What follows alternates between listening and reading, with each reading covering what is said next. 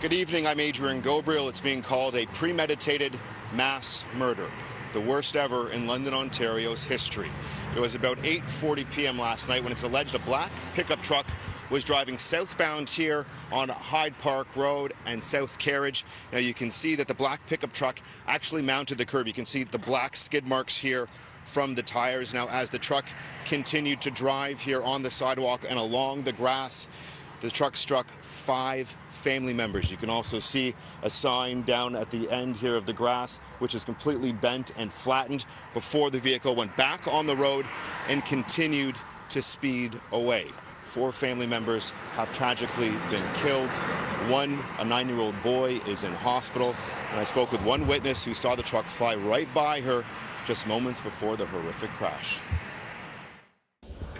And mostly just saw a whole slew of people just on the ground waving their arms, trying to help people. There's a couple police officers doing compressions. Paige Martin was stopped at a red light 2 blocks away when a black pickup truck flew past her. A large black truck flew past me, and it was enough to shake my car and the next car beside me. And it was one of those things where you're just in shock and then continue to see them blow a couple more red lights. We believe that this was an intentional act and that the victims of this horrific incident were targeted. We believe the victims were targeted because of their Islamic faith.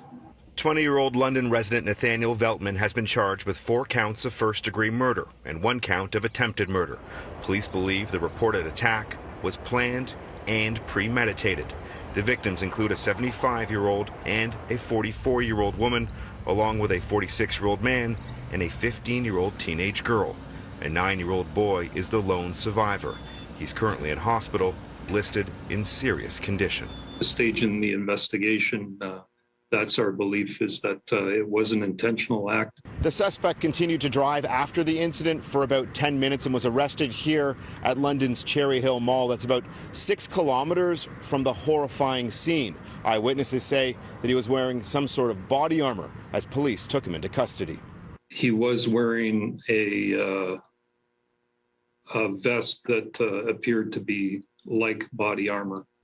The family members have asked that we not share the identity of the victims. However, a friend did share with City News that the deceased are members of London's Pakistani community. They're one of the, nicest person I have ever known. A really beautiful family. I often saw them on the evening walks. Last I saw them on Thursday. They were walking in the same area. This is the same area I walk daily as well.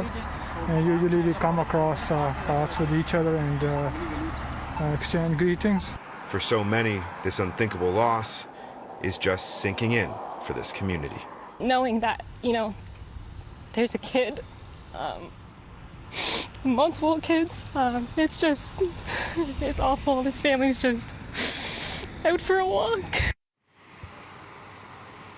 How family, friends, neighbors are starting to bring bouquets of flowers. There's a growing memorial here at the scene. And this is an incident that's shaken the entire community, especially the Muslim community here in London, Ontario, and in the surrounding area today.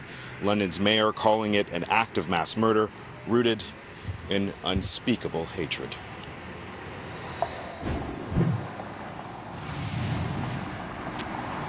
Turning to our COVID-19 coverage now, the province will officially be moving into step 1 of its reopening plan on Friday, a few days ahead of schedule.